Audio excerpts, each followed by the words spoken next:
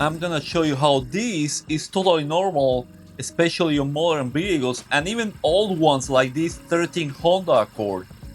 So what we got here is something that is called a smart charging system, where we have the PCM, and let's picture it like the brain, the alternator like the heart, and the battery like the liver or reservoir in the human body. And basically the PCM makes the decisions and control how much the alternator is going to pump out to recharge the battery or reservoir, however you want to call it. And you might ask, how does the PCM knows when to command the alternator to go ahead and recharge the battery? So if you look at the wiring diagram for this vehicle, we have the battery sensor, and the battery sensor is directly connected right at the battery, and then it's connected through this communication line to the gauge control module. And basically what it's doing is telling the gauge control module what's the state of charge of the battery, so then the gauge control module via these two communication lines can tell the ECM how much how much charge we need.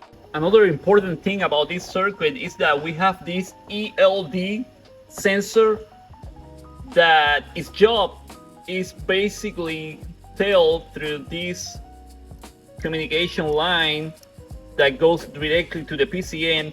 It's gonna tell the PCM what's the electric load of the vehicle, what's the consumption, and that's going to depend on the following factors. So we got this ELD sensor connected, communicating with the PCM, and what happens is that every time you turn a load, current flow will increase, and the ELD will see that, and then the ELD will tell the PCM, hey, we need more power.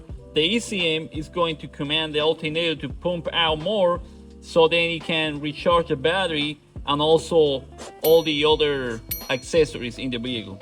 So like right now, this alternator, the output that I'm getting from the alternator is 12.7, sometimes it even drops to 12.6 volts. And some might think, well, this alternator has to be bad, let's go ahead and put a new one. But here's the thing, let me show you all. If we go ahead and turn multiple loads on, the compressor on, and all that, let's see what happens. As you can see, it increased to 14.5 volts.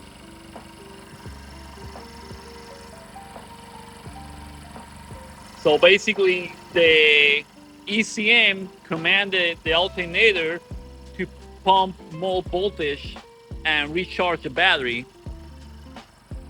And the ECM does that through this connector right here. So now let's go ahead and turn off all the loads. I'm gonna turn off the lights and the AC.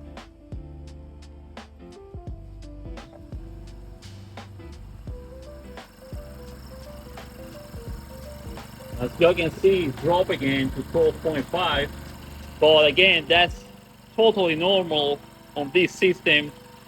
So I guess this will be the test. You need to, before containing the alternator, you need to turn multiple loads on the vehicle, so to see if the alternator reacts, if the ECM commands the alternator to put out more voltage to charge the battery or not. If, let's say, if you turn multiple loads on and you still get this, and then that will be a concern, and you will have to run other tests to see if there is a, let's say, a communication issue between the alternator and the ECM, or something else could be going on, or could be actually the alternator, or there could be a voltage drop between the main cable of the alternator and the battery. So there are multiple variables, and we need to test, not guess, and get to the root cause of the problem, and more importantly, actually understand the system. So hope you all like this video, and see you all in the next one.